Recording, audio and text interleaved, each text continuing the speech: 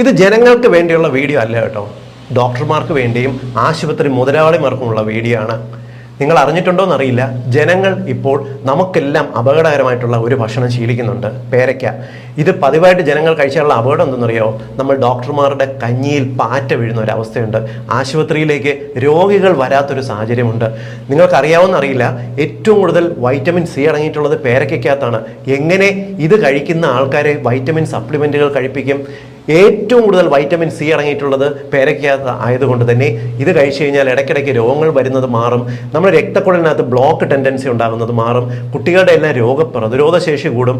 അതിന് മാത്രമല്ല, ഇതിനകത്ത് അടങ്ങിയിട്ടുള്ള നാരുകൾ, സോലുബിൾ ഇൻസോലുബിൾ ഫൈബേഴ്സ് കഴിച്ചാൽ കുട്ടികൾക്ക് കോൺസ്റ്റിപ്പേഷൻ വരത്തില്ല, മുതിർന്നവർക്ക് പൈൽസ് പോലുള്ള രോഗങ്ങൾ വരത്തില്ല, കൊളസ്ട്രോൾ ടെൻഡൻസി കുറഞ്ഞു വരും, ഫാറ്റി ലിവർ രോഗം മാറുന്നതിന് കാരണമാകും. മാത്രമല്ല, ഉയർന്ന അളവിൽ പൊട്ടാസ്യം അടങ്ങിയിട്ടുണ്ട്.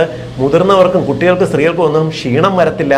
കൂടാതെ ഇതിനകത്ത് അടങ്ങിയിട്ടുള്ള മെഗ്നീഷ്യം ഉറക്കമില്ലായ്മയ്ക്ക് നല്ലതാണ്. രാത്രി ഒരു 7 മണിയാകുമ്പോൾ ഒരു പേരയ്ക്ക കഴിച്ചു കഴിഞ്ഞാൽ ഇവർക്ക് ഉറക്കക്കുറവ് വരത്തില്ല, ഉറക്കത്തിൻ്റെ മരുന്ന് ഇവരെ കഴിപ്പിക്കാൻ പറ്റത്തില്ല. എത്ര തരത്തിലുള്ള അപകടമാണെന്ന് കണ്ടില്ലേ? ഇത്രയും പുലിവാല് പിടിച്ച പേരയ്ക്ക നമ്മുടെ സമൂഹത്തിലുള്ളത്. നിങ്ങൾ ഡോക്ടർമാരും ഹോസ്പിറ്റൽ ഓണർമാർ സൂക്ഷിക്കുക.